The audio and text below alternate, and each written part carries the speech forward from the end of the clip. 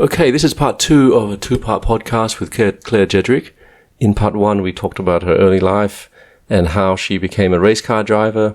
And this part 2, we talk a bit more about her life as an endurance athlete and doing 70.3 races, and as well as now she's taking on a more of a mentorship role for some of the younger national athletes in Singapore. Enjoy. So now you are more of endurance athlete, right? So you did a 70.3 last year, your first one, Langkawi. How did that go? What was your prep leading up to it? Did you execute it the way you wanted to? It's so weird. I feel like as I'm getting older, I have more anxiety about stuff. I have more mental blocks. I don't know if I have less of that gung-ho spirit, or I just think too much, which is, I don't know. Well, the more you know, the more you're going to think about it, right? Correct. You know, the great thing about Langkawi is I didn't know much about it. So, I mean, knowing for me, the pressure is doing well the first time. Yep. Accidentally doing well the first time, and the second time the pressure's on. Yep. So that's where I feel the pressure.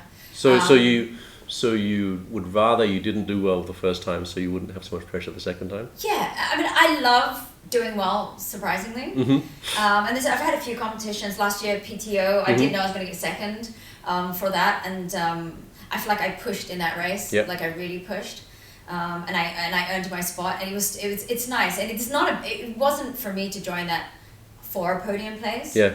To get an accolade. I think I'm beyond that now. Yep. But it's also nice knowing then where do I place against other people who I know are really good and who put in time. Yep. Because now I think especially the last 3 years, I'm putting actual time in now. Because you coached, you had a coach leading up to that race, right? Correct. So you followed the training program, and then you had a plan. Correct. You didn't just go in blindly, like just coaching yourself, right? No. I coaches need coaches. You know what I mean? I'm older, I'm smarter. I know there's no way they know things. I need somebody who can read the data, who can adjust that, and I don't have time to do that. You've got to have somebody who can do that. So for the last 2 years, it was starting 2 years back that somebody found me on Instagram talking about motorsport, and my coach Ken. And I think he knew that I didn't have a coach, so I wasn't tagging anyone. I think it's easy. And he was like, "Hey, well, I'm a coach over in Australia." He's with Koa Sports. Okay. And they're quite a strong team. Yeah. Really good team. Great bunch of people. So he was like, he put me on a program, got into the whole training peaks like everybody else. Yeah. And then I decided, well, for last year specifically, my swimming sucks. Yep. There's only so much flapping around aggressively that's going to get me somewhere. So then I went with Benoit from Tribe. Yep. Just to improve your strokes and just to clean it up. Just to get in there. Probably the next step, and I know, is to go with a team, to go with bigger groups, because just motivation. Yeah. It's the motivation, and I think I've always had incredible motivation or willpower to sometimes push through. But I'm actually a swimmer as well, and when I swim solo, I struggle because, like, if you're 5 seconds slower a lap, or you're not feeling it, you kind of ease off. You do an extra lap or kick. But when you're in a squad, if you're a little bit slower, someone's touching your toes, and then you got to pressure. It's sort of like a pressure to keep it up. And you're right, and it's just my life right now. I think because there's so many different elements of what I do, it's about convenience. So I will pay for convenience if I can afford it. And for me at the time, like I had Benoit came to my place. I'm very lucky that I had a 50-meter pool. Yep. My coach was online, and then I have a good trainer at home. I just set it up at the balcony. Yep. That's so convenient because juggling kids. Yep. Yui in the morning would take I would take the kids to school, so he would go for the morning lot. And if I couldn't go out on the roads, I'd be on the trainer. Yeah. I'm the only one in my household who uses the trainer. Okay. And then throughout the day, I just try and find the time to do the stuff. But I do realize that I do like the pressure of having other people, because I do find that's where that competitiveness of wanting to push a bit more. Yeah. So I mean, I do know that when kick comes to, like, I mean, I guess push comes to kick, or push comes to shove. Yeah, shove. I said kick, push, shove. I mean, even for me, like today, getting back now swimming, because I had off season until like mid-December, maybe I had it. Race is coming up, so you got to get back into it. Yeah, I mean, it really didn't feel like a break, but yeah, just getting to the swimming, like today for me to do the fast sets and stuff, I know I've got to dig a bit deeper. Just be like, come on Claire, it's, just a couple of 100 meters for the fast sets and blah, blah, blah. But I do know if I had somebody there and looking at me and the timings and setting that. So, I probably the next step is then not finding the excuse why I can't find the time to go find a group, because I think I do. Yeah. I feel like it's great to have somebody virtually as well, but I think doing the data, but I think it's nice to have somebody there. Well, like even if you're at the track, right? Like I was at the track last night and I'm running next to my friend.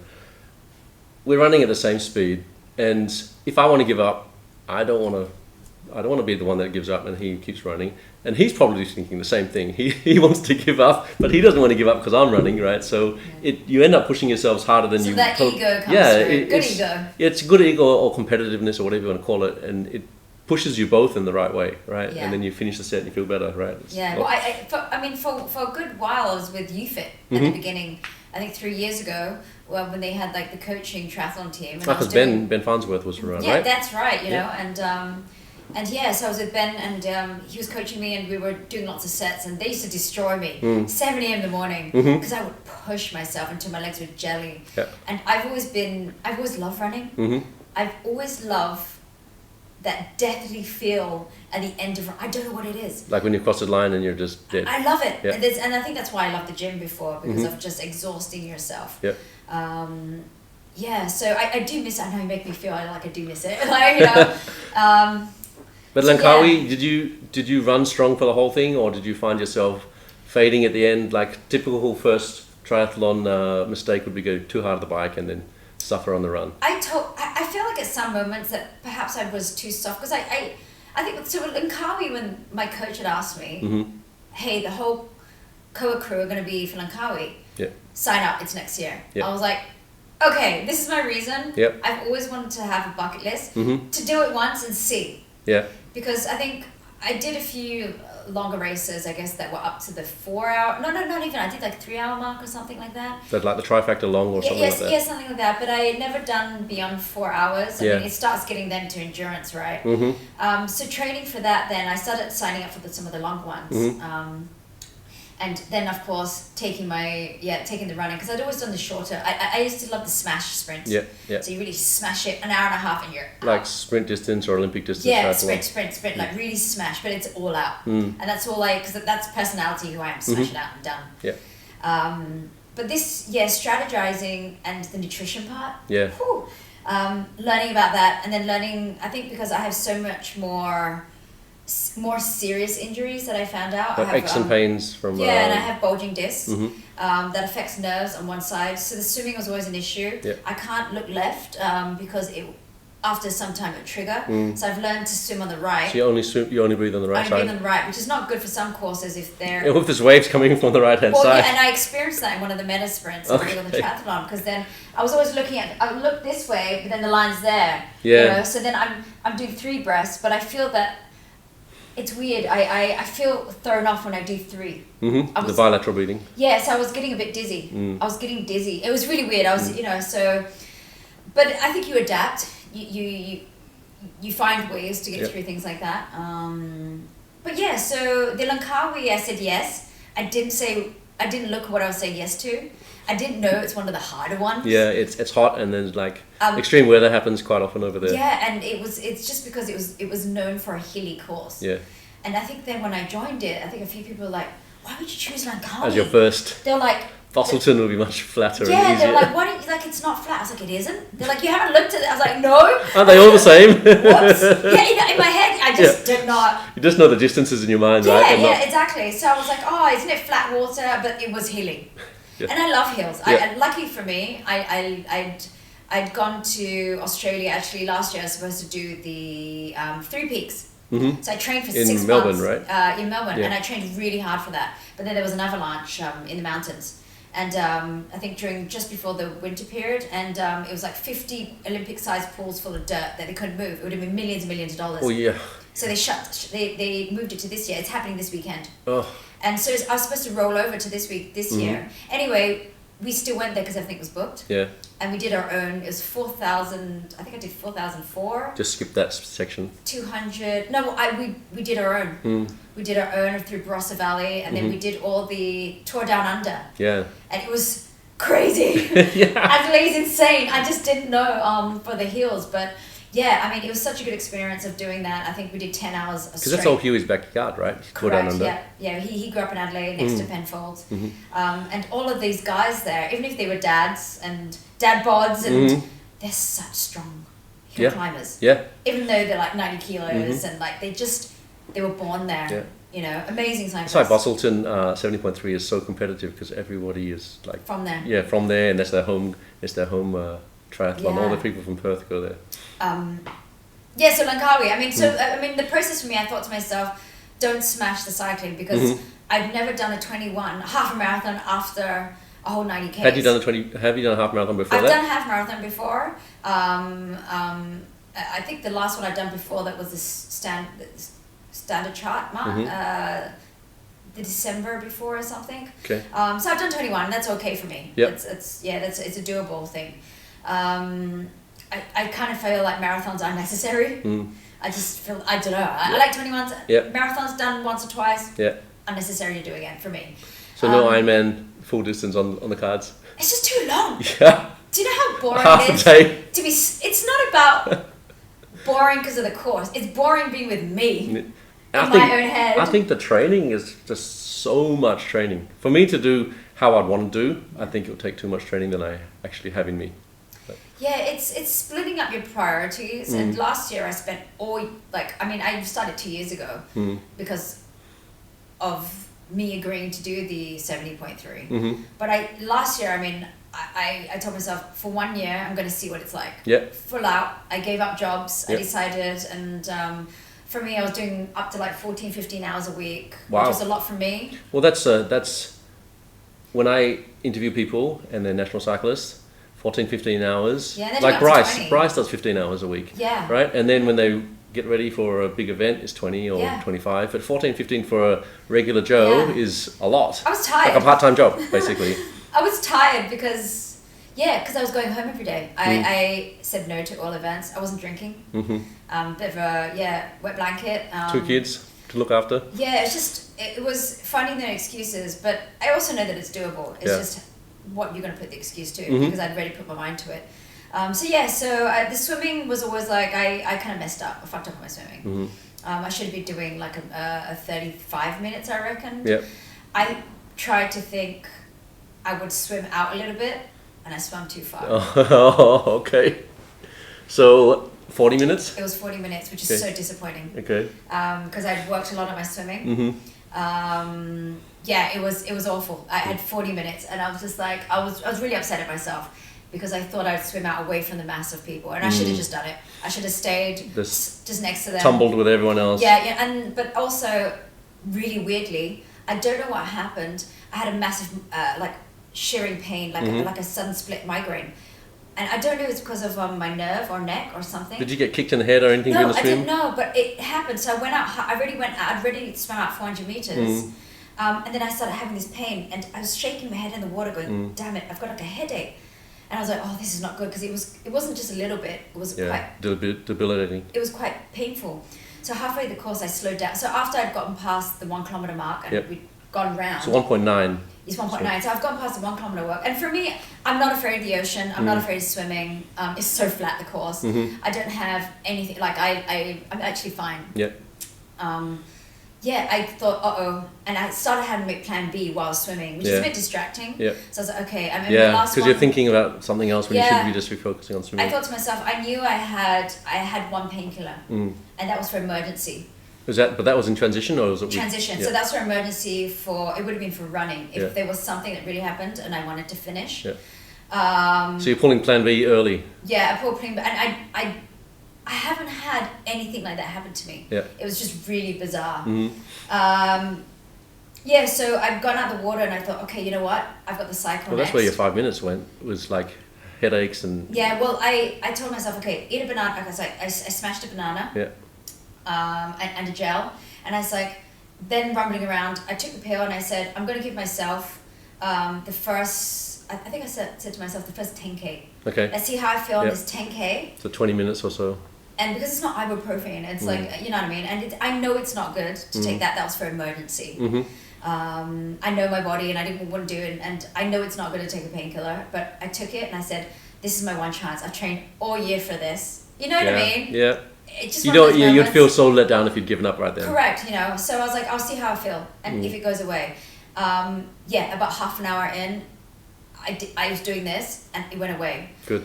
And I actually had a moment where I had an emotional moment. I cried like for about 10 seconds. Cried on the bike? On the bike. I remember I was going through and I just welled up because it was relief. Yeah. And then it's an unnecessary distraction that's suddenly lifted, right? Yeah. But it also changed my mindset at that moment because it was a bit stressful going to that. I suddenly remembered to enjoy myself. Yeah. I was like, holy shit. I was like, you just got away with that. Yep. Get out of jail free card and then. And I was like, you know what, and just enjoy it. So whatever it is, just go with it, you know. Yep. So I really enjoyed the cycle. There's a lot of kids. It was really hilly. I told myself to go all out in the hills because I love doing that. Yep. And then it was because I wanted to get through the running. And there was a bit of rain and the heat. And actually it was fantastic. They have like a buffet of... I don't drink Coke normally. Yep. But I was like, oh my God, there's triathlons always have Coke. I didn't know. I just didn't. It was a sugar all thing. Sorts of stuff. And a caffeine thing. I had 5 Coca-Colas on the way. And it was great. Actually, mentally for me, it's great because every 2 kilometers, there's like giant wash basins. Cool yourself off as well. Cool yourself off. So I knew every 2 kilometers, I was like, oh, next 2 kilometers, 2 kilometers. And then suddenly, you know, you make the second lap and you're like, I think I've got this, you know, and then suddenly, you know, you got 3Ks left and then you're like, whoa, you're 30 seconds down on each, you know, and you're like, whoa, maybe I could have gone faster. Yeah.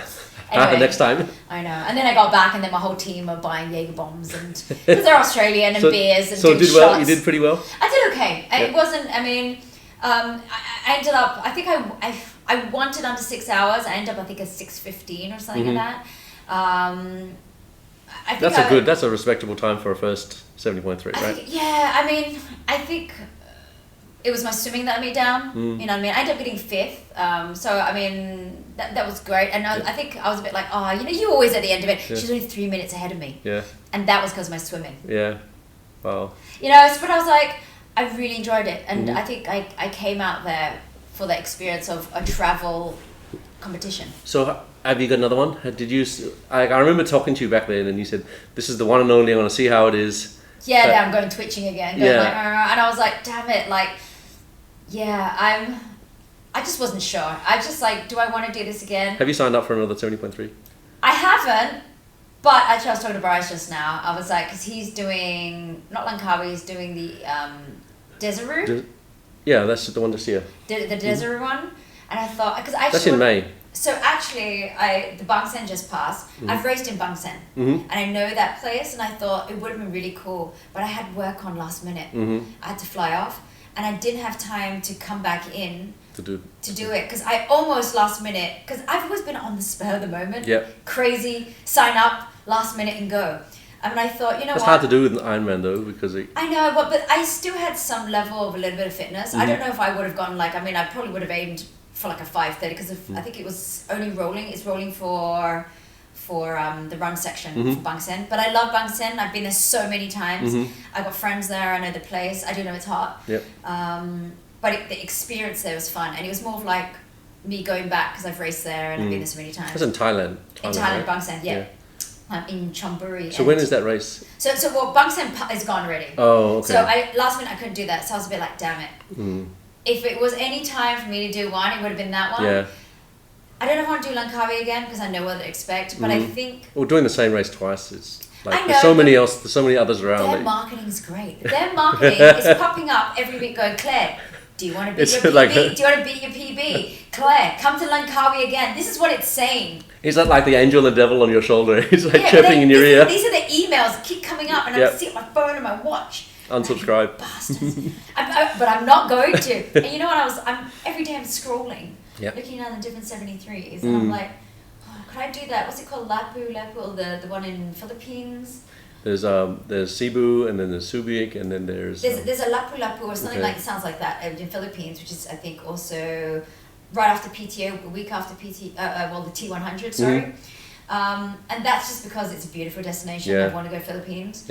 I think also hot. And then I started looking at the rest of them, like the rest of the world where I've got friends, but I'm like, I don't really want to do wetsuit. It's just so troublesome looking. 22 degrees is pretty cold. I'm like, But you run faster. When it's colder, you run way faster. That's true. I'm definitely better in 22 degrees. Like as in like heat wise. I struggle in the heat. Just headaches and stuff. But I think maybe Desiree might be. Vietnam I know is notorious for being very hot. Yeah, like 40 degrees hot. Yeah, it's just 30 on there, but I know they're lying. Yeah. You know what I mean? I've heard stories of people's shoes melting and stuff on the run. But yeah, so maybe Desiree, maybe something else. I think let's get through this. I think in preparation. Duathlon T100 is coming up. Yep. So you're doing T100? So T100, I said last year, like I did that, and that was 9 kilometers, 64 9-kilometer. And it's kind of cool because it's hometown. On a place that we haven't been able to cycle on across the bridge. So I thought. And you can sleep in your own bed. You can go home after it. You can shower in your own shower. Correct. And I thought that was something fun, and it's part of a international competition. Yeah, and you can watch the pros, and you can see what they're doing. Normally, you can't even see the pros. Like in Langkawi, Ash Gentle was there. She probably won. Yeah, I saw her. I was in queue, like, you know. Yeah, so you saw her at the beginning, but during the race, you didn't see her race. Yeah, I saw her on the plane. Everybody it was like 90, this poor woman at the counter, rocked up at the airport, these little planes, and the plane was late because you've got 90 bags to try fit in. Like, 90 bikes probably. Yeah, bike bags, like, you know what I mean? It's like freaking Tetris, like trying to get them in. But you can, like at the T100, you can see the pros race the day before, and it's great. It's really, really fun. Yeah, super cool. I just think it's a cool experience to be able to do that in your own city, and everyone always craving new courses and new things. And I'm a big believer in supporting some of the local events here. I love it. I think it's nice. Well, sports in Singapore is just not very big, and having these big events, even like the F1 and even golf. And having internationally people come in for those. The more big events that come in. Look what Taylor Swift is doing, right? She's bringing all these people in. And triathlons, I think what's interesting in triathlons is that it's such a niche sport, but it has grown. I mean, you can see Ironman, how it's grown. Like everybody, whether you can do one or not, it can join. You know, actually it's open for it's for everyone. It's not, and you don't have to be an elite now. You know, it is, I think for it's almost like a mass participation sport now. Correct. Where you can do like New York Marathon and then there's 20,000 people. Like I think the T100, there's like a few thousand of regular Joes doing it, right? Some people hate that, you know what I mean, because they're purists, but I think it's great. I think anything that gets people like going, like there's some people that I follow in the community, and you know, I mean, I think they're amazing. Like, you know, they're older than me, they go out there and they do the triathlons and they're always plugging away at it, you know, and I think that's amazing. I think that it can be for everyone. And I think that's so cool. I think that it's a common experience of sharing the same course. And whether you're faster or slower, you still covered the same distance, right? You did the same thing. You saw the same things, you did the same distance. And I think that's so cool. I think that really bonds the triathlon. And I think it's a bit like CrossFit. I feel like triathlon community here, in that social aspect, everybody's really quite, how do I put it? Everyone's quite supportive of each other, even though, you know, I don't think it's gotten up to that massive level of politics yet. You know, maybe you're having cycling and there's no big rivalries or anything. No, right? I think it's really cool. Like, you know, I think on the social level, everybody's really supportive in between the different age groups and So, PTO last year, which is called T100 this year, they've rebranded. You were on a team called Sapphire Windows, right? Or Sapphire Racing. Sapphire Racing, right? What was that all about? You guys were, like, everyone was just wearing their purpose kits or their whatever, their generic racing kits. And then suddenly, you guys are all in these white and blue kits, all with sponsors' names all over them. I know. And it was like you're all part of a special team. What was that? Well, it was an all-stars team. So for the longest time, I've always spoken to Yui about, I guess, talking about athletes and sponsorship. So me and Yui, essentially, 20% is racing and 80% is actually raising funds. To pay for the racing. To pay for the racing. I mean, for me, it's if you're not the best, then be the most marketable. And for me, Well, Anna Kournikova taught us that in tennis. Well, exactly, the ball 2 bouncing. decades ago, right? Those adverts and stuff. And, and I think that's where my mentality is, that if you do want to make it something which is, something to earn money off, then be smart about it, be marketable, you know. And I think, and for me, I've always been fascinated in this. And, in the States, with racing, when you go to NASCAR, they brand everything. Yeah. The floor, anything, the shoes, the socks, anything, headbands, a pole, a cup, everything they do is branding. It's like putting a Fahrenheit Performance cup here, right? Oh, totally. You know what I mean? Everything. I know your shirt. But it's about branding. It's about advertising, marketing, and like, again, some purists hate it. Yep. But I'm not of that opinion. I'm like, if you can do it, then do it. And I think for me, if you don't have that backing, you don't come from that kind of financial capacity, which a lot of people don't. You need to be smart about how, if you have that dream, how you're going to do it. I didn't get up to a massive level where I'm talking about Yui's level of international racing, but my racing, I've chosen a sport. It's like, I say, equestrian sport, sailing. Anything that has hardware, it's going to be expensive. Yes, even at karting level, these kids are blowing minimum 100 to 200 G's a year. If you've got hardware, and cycling. Cycling is not cheap, right? It's the same thing. $400 for a pair of shoes for triathlon. Yeah, exactly. For me, it was a branding exercise, and for me, it was my dream. And I told Yui for years, I said, I want to be able to mentor some athletes and get them to understand what does sponsorship mean. Yeah. And it's not because they don't understand, they don't care. I personally believe they just don't know what it is or what it means. Well, a lot of times people think, if I'm great, these things will naturally come. No. And it doesn't necessarily happen that way, right? Most of the time it doesn't. Yeah. Alongside with marketing, you do have to have, of course, social media presence and a whole bunch of other stuff, but that can come along. Yeah. And also learning how to speak to the media, things that you're saying. Yep. It's an all-round kind of thing. And my idea of it, so I spoke about it for actually more than a year with Yui. And that's how it always starts. It's like a slow burn, and then it just bigger and bigger. I've just always wanted to do it, So I felt really strongly, and I said, can we try to do something with the P100? And Yui, generally, he doesn't really do many competitions. I've always been the one who does the other competitions. He said he was coached. Yep. And he decided he's always wanted to get TT bike. He says, I want to know what it's like, speed on a bike and be good at it. Yep. So he got the coach. And he got a nice TT bike too. He did. He got the coach, and we know that if you run out of talent, the hardware can pick up a few kilometers. Yeah. And it's unfortunate, but it's true. Yeah. And you see that in motorsport. You see that in anything. Yeah, so, F1 especially. Like, the driver is great, but if they're not in the best car, then it's a letdown. Doesn't matter. So that came around, and we picked out some talents, and we said, for Yui's side, I said, I was doing the branding separately away from their team. We decided if we're going to have that many people, then they will join the bigger one with that 10 packs max. But we'll still do a mass branding within a team, and we'll go out there, we'll tell them, look, give us your profiles, we'll write something, we'll do videos, so we'll find the sponsors. We'll then do videos, good content for them. We'll then put out a message about who we are and what we do. Yep. Add some star power. We had Alan Wu. We had us, we came from racing. Yep. And then we decided, let's try with some national athletes and athletes that are up and coming or who are known on the scene. Yep. And if they had any interest, and show them what sponsorship is and what it's like to get paid. Yeah. And we didn't tell them at the beginning how much you're going to get paid, because we were collecting, once you deduct like certain things and blah, blah, blah. And we really wanted to be able to see like, what they put in the mileage and what they do. And to understand that sponsorship is more than free t-shirts and race entry fees, because a lot of people, I think, go to big brands thinking they're going to sponsor your money, but they won't. Yeah. And also because it's part and parcel, so what are you giving back to them? Yeah, of course.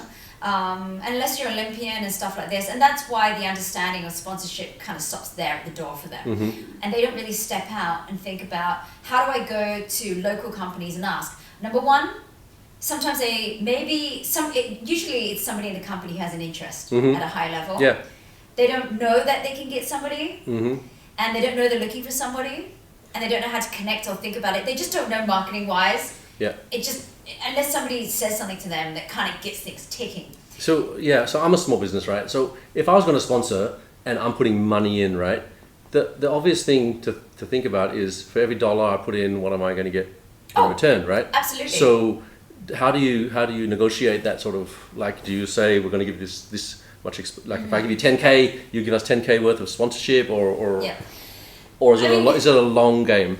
I mean, to be honest, sponsorship, it's always preferable as a long game. Because like in anything, if you see the F1, even if you're not a fan, let's say of Lewis Hamilton, you just know the brands. Because if you see him all the time, he's always got Bose, he's got Monster, he's got certain brands, and they're burned into your brain. And that's because many years of seeing the brands with them. So next year when he's in Ferrari, it's going to look a bit strange. I know, he will, with all the different brands. Red, not white. But yeah, it's burned in your brain. So I mean, preferably it's to have that. But we also know in Singapore, companies sometimes like to kind of put their foot in, dip their hands in to see if they like it or not. The understanding of sponsorship still is foundational. I've been saying foundational for 10 years. And it's not like I'm a guru or anything. I'm not. Yeah. I'm not saying I don't understand everything about it. There's lots of things we could always do better. Yeah. But I think the push and want to learn, the hunger to learn, and I think for them it was letting them understand on both sides that, one, let the people know, the sponsors, that we're out there and this is what we can do and we're open and it's customizable. And if you don't ask, you're not gonna get anything. And that's the biggest thing I learned, because I did not come from a business background. Yui did. Yui's always done it in a smart marketing way, putting good content, and I definitely have learned a lot from him and then done it in my own way. And then I think for me, responsibility as an athlete through the years is that I don't want to see Singapore sport go that way. As much as I'm not a born Singaporean, I am. I've been. You lived here for so. I've lived here for so long. More than you've lived anywhere else. I'm 30 years here, you know. I mean, I've been in and out of the country, but I've represented Singapore. I've done stuff. This is my home. You know, my mum's family's from here. My kids are Singaporean. This is my home, and I want to see athletes looking sexy and on top, and I want to see them do well. But I also want to see them not just in the SEA Games. I would love to see some professionals out there. You know, I'm not. I think putting the PTO, it wasn't to ruffle feathers, but it was. We wanted people to go, what are they doing? Yeah. People were disrupt the market a little bit. Yeah, and people were like, I think working for the PTO. That's the first thing they thought. Yeah. With our content. You're too polished. Well, yeah, but they were like, I think working for the PTO, and well, are they getting paid? Or well, and we're like, no, we just want to do an all-stars thing. We're going to put good content out there, and people go like, oh, an all-stars team? What is so random? Alan Wu, Bryce, and we've got, like I said, we've got Yui, and like, how is this? And then we had one of the sponsors, Michael Lentz, come on board and stuff like that, because he's a big cyclist. Yeah, he is. And yeah, it was a good experience. And at the end of that, they got paid pretty well. And that made them understand that the work and putting the stuff in there, that they got paid for that one race. And then the sponsors are happy? Sponsors are happy because we put out content, and we had a content plan. We put out a proper scheduling, post this is what you can do. We were teaching them, this is what you write. You can modify it, just like what an agency would do. But I'm not an agency. And I think now, for me, like I've gone on to mentor some of the other SEA Games athletes on sponsorship, because I purely believe by picking one or two, which I see real potential. Some of them have zero interest, and that's fine because of other things going along. I don't know for what reason they're interested or not, but I've found a few of them and who are really interested, who I see this fire. They just don't know how to, and it is a borderline of how much to spoon feed or not, and you should be learning to do things. But I do know, and maybe I'll get backlash for this, but initiative is not something that is really ingrown. I can't say it's not taught. You can't. Initiative is not taught. I don't know this stuff, and I came from that same place before I met Yui. I'm like, how do you do this? And I thought just sitting waiting. I thought it meant having to mingle and network, but that doesn't always work. You gotta knock on doors, you gotta meet people. Yeah, I didn't understand that until I went out there and kept repeating and learning what my story is. Like, so the people I mentor, I listen to them, I listen to their journey, and I try and create a storyline for them. And go like, I think this is your story. Do you agree with me? And let's go with that. And along the way, when you do a deck and when you go and find sponsorship, it can change. And it can change with sponsor to sponsor. but you have to do the damn work. You have to do the dirty work. And some people it's not always glamorous, right? It's never glamorous. Yeah. But if you want to be able to earn money and sustainable, because there's athletes who are aging but can go into pro and do things, which I still think is great on a level to represent Singapore. And you got athletes who are still in school. Their story for sponsorship is very different. Whereas in the ones who are already working, who are maybe family, for them, sponsorship buys time. It buys time because they are working so hard to earn money to go and then try and find time to train. Yeah. Whereas if you get the sponsorship, that allows them more time, a few more hours a week. Literally buys them time. It buys them time. Yeah. That's what it is for me. And I think it's interesting because people do go, well, then aren't you an agent? Yeah. Why? What do you want out of this? What are you getting out of it? Yeah. And for me, as a person doing this, I'm doing this purely because somebody taught me. They gave me a gift. It's something that you would have liked to have known. I wish I knew it 20 years ago. I would have just gone out there when I was skating. Oh my gosh. I would have I would have milked that. I was doing commercials and stuff, you know, and from a young age and working. You know, these are just things that are not taught to you. And if I can gift that to two others and maybe one day, you know, and I can see them, they're business people, these kids, they're entrepreneurs in their own right. Yeah. I think I'm really happy, you know what I mean? I would love to pass that knowledge on. And they can figure out and they get better at it and find their own way. So if you rewound back 20 years, what would you tell the Claire of the past of how to do it better?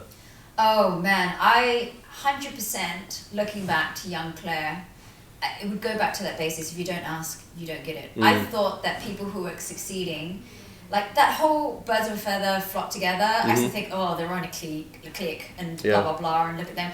But actually, as an adult, I get why people maybe go with certain groups because they're in groups that excel them. Yeah. People that elevate them, you know, and I realize that now, like, you know, who are willing to share. And I had a very naive perception also from where I came and what I was listening to, you know, from other people around me. And that was just lack of knowledge. And I 100% would have gone out there and asked for more feedback. I think we're grown in the society here. What I was taught, I think here, which is a bit interesting, is it's people are not really happy for you unless something's gone wrong, which is you know, they kind of then come to your help. Okay. Only when something's going wrong. They don't help you when things are going well. Yeah. And on your journey. Yeah. I think like I would have asked for more mentorship, learning how to get a mentor. The biggest thing, and gone like, hi, I need help, asking for help. Would there have been any mentors for you back then? There were. That have blazed this trail that you've done? Sorry? Would there have been equivalent mentors for you? Because you're sort of the trailblazer, right? So who mentors the trailblazer? Well, no, I mean, see, you don't know who you are because you're just doing. I was just doing things. I was just doing things, and then faced, I don't know, like comments or criticism or praise for certain things. I was just doing them because they interested me, you know. And then you get all that other information of them, but. For me, looking for that, there were mentors, but I didn't know what I was looking at, and I didn't know how to ask. Yeah. I was very afraid, even though my personality was very out there, the ability to communicate and go like, hi, would you be interested in mentoring me? You'd be really surprised. And a lot of people want to give their knowledge out. They just don't. Yeah, they do. I guess the same as sponsorship. There are people that are willing to sponsor, but they don't have that connection. Yeah, so, like how or. Yeah. Come up with a plan. I think that's the biggest thing. Learning to show someone that you have a plan. Yeah. I just felt like how I grew up here in certain aspects, even at school here, they don't teach you that. They don't teach you very out of the box stuff, project based. One thing I noticed is like when I was a kid in UK, and I know it's really different from when it was 30 years ago. I know that, like, you know, but we did a lot of project stuff. We had to figure stuff out. We had to MacGyver stuff. Yeah. You know, MacGyver's maybe a bit old people don't know what MacGyver is. But a guy who basically use a toothpick and a paper clip and make a parachute out of it. And he could blow up a room out of like this piece of string and something in a gas pipeline. I mean, I definitely have come from that upbringing a little bit, but I wasn't challenged to think that hard. But I was lucky enough that I had some of that in UK. I was made to think. When I came to Singapore, I never really had projects. Yeah. Just did it. It's very academic and and I went to an academic school, but I also went to sporting school, Cedar Girls School, which people would know because of athletics. But overall, we just went taught things. Yeah. And I had some great people in there, but if I perhaps had asked more for help, maybe they would have been more willing. If I'd known and been more savvy with the media. And when I was younger, people were like, oh, how did you get into this? And the media and blah. I was like, well, it just happened. And I would say, if it works, it works. It doesn't, it doesn't. I was very almost a bit blasé about it, like, you know.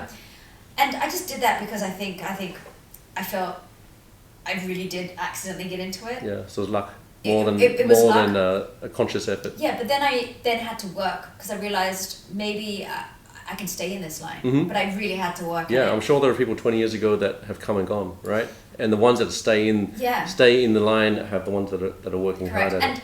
As an older athlete, as an older presenter, as an older everything, you know, I mean, they're way more savvy than us. Yeah. Already at 4 years old, they know all this stuff. You know, my son is making videos. Yeah. He's like a YouTuber without having a YouTube. You know, my daughter has 18,000 TikTok followers. That's crazy. And she's 11, 12. In Anarene. Yeah. So they're savvy and they're younger. So what do you got to do? You know, for me, I mean, my biggest thing is I use LinkedIn for my work. Yeah. I love it. There's good articles. There's real raw views of people. I can find more information on there and I feel it's a bit filtered. Of course, now and again you might get nonsense. Yeah. I definitely don't see it as a place where you use your personal stuff, like, you know. But I think it's a great place to connect people with the right thing. Well, it's focused. I love it. LinkedIn for me is like the holy grail. I think it's such a special place, and even with the people that I mentor, I'm like, this is your next step. Yeah. Get on there, connect to people, because you can connect with people in your industry. Yeah, and people that you don't have the 1 degree separation. You can connect, as long as you connect up with them on a certain level, and you're connecting with not just executives, you're connecting with heads of companies who are now looking at your posts, who maybe have some interest in going, I'll follow them to see what they're doing. And it keeps you in mind, and you know, and then you just reach out, which is how the first year of Tour de France, I actually just reached out. I heard, it came out in the newspaper, and I said, it's cycling. Yeah. I want a job. I know cycling. Yeah. Yeah, I love it. I love the community. I just want a job. Whatever. Yeah. I'll do anything in there. So that's a criterion. That was a floating platform, right? Correct. Yeah. So that was the first year, and I reached out to Prudential. I reached out to some other random guy who happened to be the guy, one of the big entertainment companies, who puts together all the companies together. Yep. And he happened to be the father of somebody in my classroom. I didn't even realize that he was at that time, until I was like, wait, hang on, his name is Adrian, and I was like, hey, he's the same guy. I was like, yeah, I got you the job at TD. I was like, oh my god, you're the age. Oh my gosh, you've been in the class. Yeah, you're like the kid's father.